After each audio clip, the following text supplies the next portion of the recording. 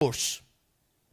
मगर जिस प्रकार से आज डॉक्यूमेंट्स सामने रखे गए, सुबह से मीडिया में हमने भी डॉक्यूमेंट्स देखे। The public, in fact because the documents are in the public domain, people of this country have also seen the documents. बिजली को लेकर, बिजली के सेल को लेकर, सेल परचेस को लेकर जो एग्रीमेंट है और स्टेट डिस्ट्रीब्यूशन कंपनीज एसडीसीज के साथ जो एग्रीमेंट है, उसको लेकर यह पूरा मुद्दा है। यूएस और भारत, इन दोनों के बीच इलेक्ट्रिसिटी का लेन देन, दो कंपनियां हैं, एक भारत की कंपनी है, एक यूएस की कंपनी है, और भारत के 4 राज्य हैं। ये 4 राज्य कौन कौन से हैं, जिनका नाम यूएस के कोर्ट में भी आता है और भारतवर्ष में तमाम चैनलों ने उन 4 राज्यों के नाम को उजागर किया है। यह पूरा मामला जुलाई 2021 से फरवरी 2022 के बीच का है। जुलाई 2021 से फरवरी 2022 के बीच का है। और उस समय जो 4 राज्य में SDC, state distribution company, electricity distribution company, वो स्टेट की ही प्रॉपर्टी होती है, स्टेट गवर्नमेंट की। छत्तीसगढ़ की सरकार, छत्तीसगढ़ में किसकी सरकार थी? कांग्रेस पार्टी की, भूपेश बघेल जी की सरकार छत्तीसगढ़ में उस समय मौजूद थी। डॉक्यूमेंट्स में भी मौजूद है। उस समय आंध्र प्रदेश में, जहां सबसे ज्यादा लेन देन के विषय में चर्चा हुई, दीज आर ऑल एलिगेशंस, ये जो तथाकथित लेन देन के विषय में बातचीत हुई है, सर्वाधिक आंध्र प्रदेश में हुई है। किसकी सरकार थी आंध्र प्रदेश में? क्या भारतीय जनता पार्टी की सरकार थी? नहीं। क्या हमारी समर्थित सरकार थी? नहीं। किसकी सरकार थी? वाईएसआरसीपी की सरकार थी। उस समय तमिलनाडु में, क्योंकि तमिलनाडु का नाम भी इसमें आता है, उनके स्टेट डिस्ट्रीब्यूशन कंपनी का नाम आता है। किसकी सरकार थी? डीएमके, आपके सहयोगी स्टालिन जी की सरकार थी, डीएमके की सरकार थी। उस समय उड़ीसा में किसकी सरकार थी? बीजेडी की सरकार थी।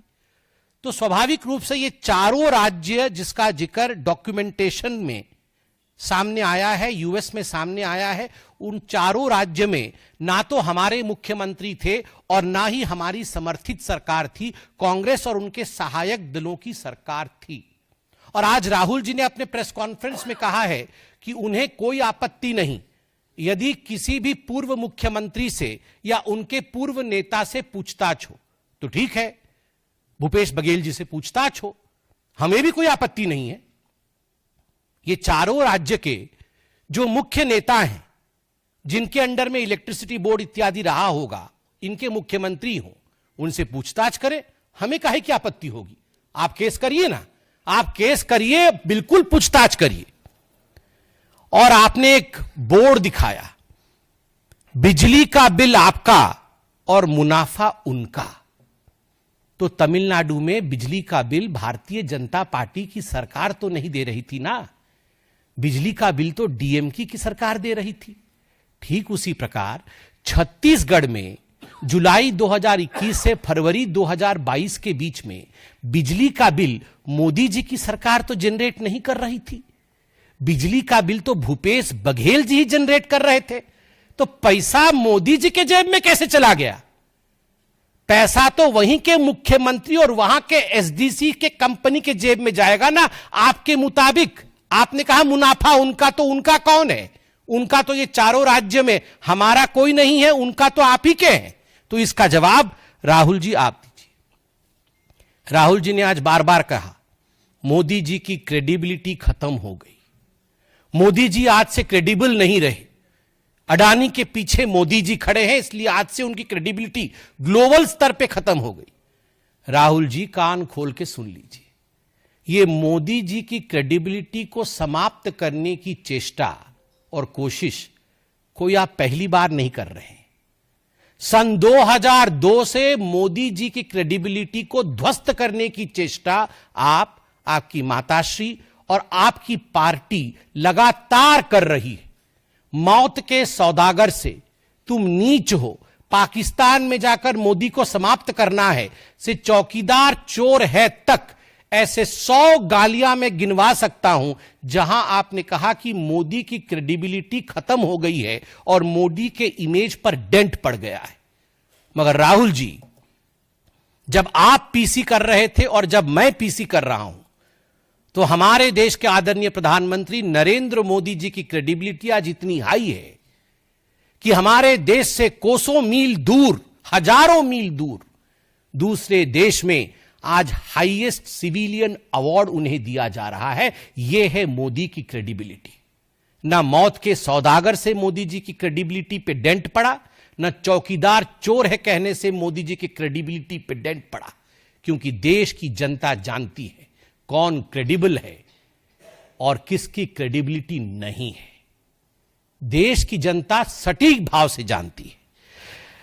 बंधुगण, स्ट्रक्चर की बात हुई है कि बहुत बड़ा स्ट्रक्चर है, हम स्ट्रक्चर दिखाएंगे। अरे राहुल गांधी जी, हमें भी पता है आपके स्ट्रक्चर के विषय में। ये इल्हान ओमर और ये जॉर्ज सोरोस, ये जो आपका स्ट्रक्चर है ना, अंतरराष्ट्रीय स्ट्रक्चर, इस स्ट्रक्चर के विषय में हमें भी पता है। और आपके स्ट्रक्चर का नियत क्या है?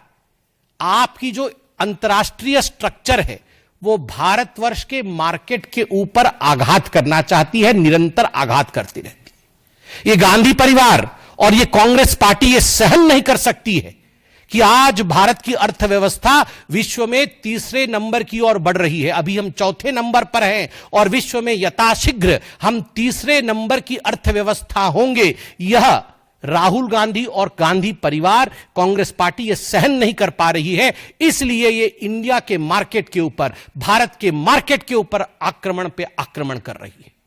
आज सुबह 4 बजे से इनका पूरा स्ट्रक्चर लगा हुआ है। ट्वीट करना, सोशल मीडिया में इन्फ्लुएंस करना, अंतर्राष्ट्रीय मार्केट में एक मैसेज देना और इंडिया के मार्केट को गिराने का प्रयास करना।